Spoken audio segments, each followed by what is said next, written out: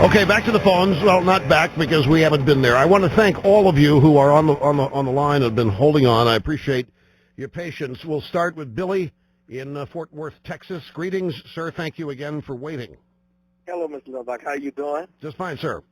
I'm doing just fine. I hear you. You talk about I'm gonna let you know I'm a Democrat.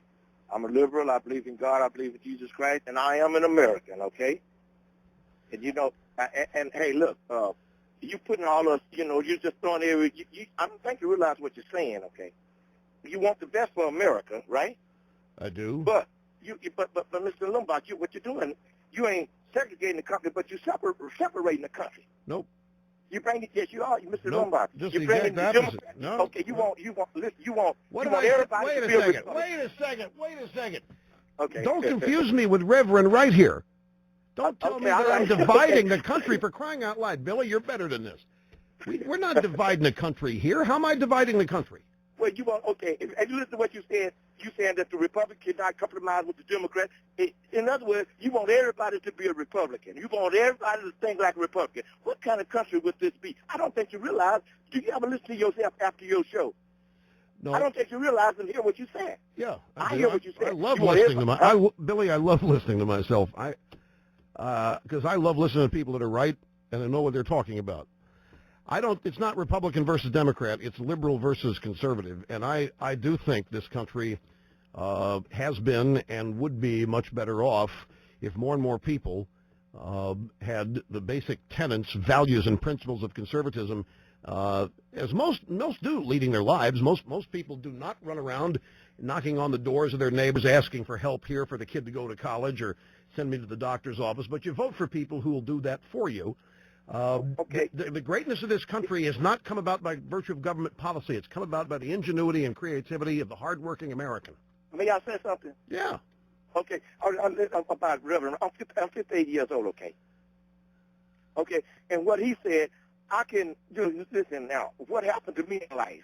Wait, are you talking about... Wait a minute. Okay, and I have been a product of discrimination. But I don't hate America. He's just saying, I don't really believe he hates America, but the things that has happened to us in our lifetime. Okay, I'm 58 in his lifetime. Are you talking about Obama or the Reverend here? I'm talking about the Reverend, and you talking about okay. What did President Carter do? He clearly hates America, Billy. Okay, I'm going to ask you a question. He clearly hates me. You sit there.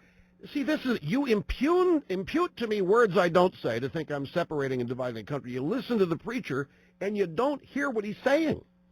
Yes, I do. Yes, I do. If you hear me do talk, you think? I'll tell you what then. You tell me, Billy, what the Reverend has said that you agree with and support. Well, listen, okay, if you hear me talk around my black friends, you might think I hate America because what happened to me, okay? I know it's hard for you to understand. What happened to you? Hey, listen, okay, when I was, listen, I'm going to tell you, you really want me to tell you? I'll tell you if you let me tell you, okay? Okay, when I was 16 years old, I got this job in Fayette County, Texas, down there. And it was through a school, and my boss paid me $1. And I had a classmate. We integrated in 1966 in LaGrange, Texas. And I had a classmate.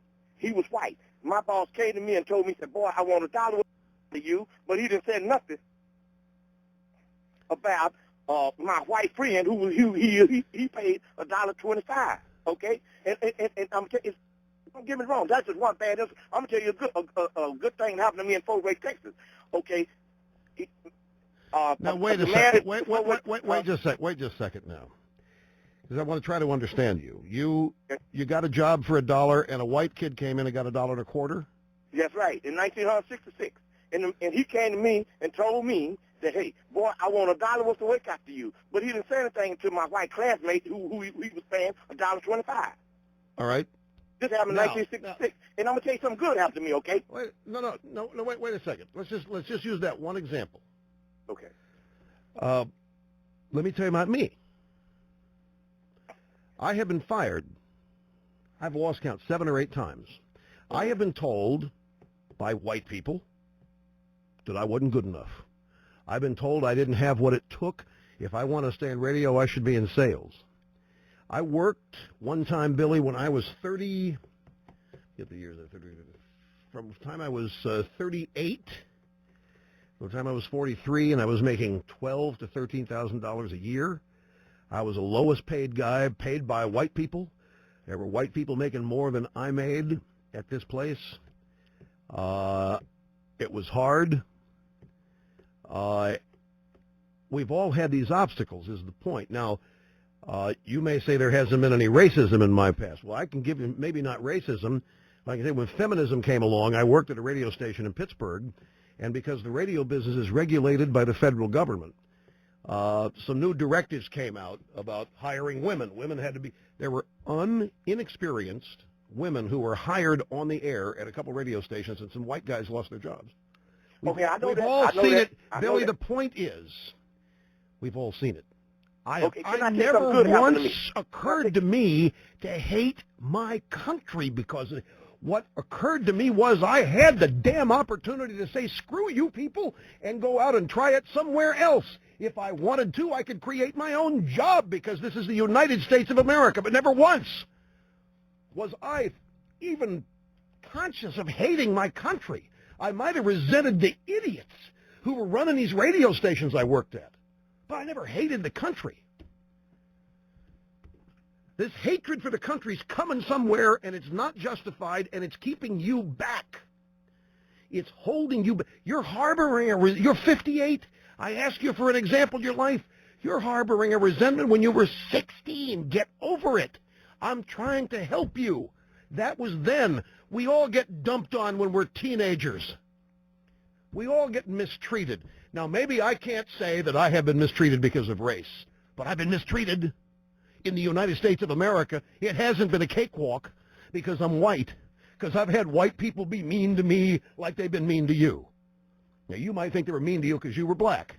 Well, they were mean to me because they didn't like me, and it doesn't matter to me why. It's still not pleasant not being liked. And we all go through life not being liked by people. But you don't surrender the power to those people who don't like you to reshape your life in bitterness and rage for the rest of your days on earth. You only get one life, and you got to make the most of it. And with conservatism, you can. But if you keep relying on these fixers to go out there and make amends for what happened to you when you were 16, you're going to die as angry as you are today. You're going to die as unhappy as you are today. And you're going to get to the pearly gates, and they're going to say, why did you squander the life you were given? And you're going to be able to say, because I believed in Reverend Jeremiah Wright. And you're going to, by the way, where is he? And the pearly gates are going to start having to check the books because they may not be sure he's there. I'm telling you, this going on long enough here. I'm trying to help you, Billy. You need people in your life that can motivate and inspire you as a human being. And I can tell talking to you, you've got passion. And you must have desire.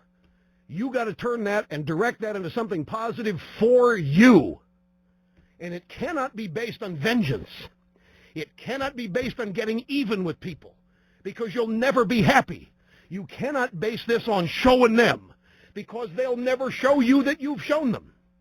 If they hated you then, they're going to hate you now.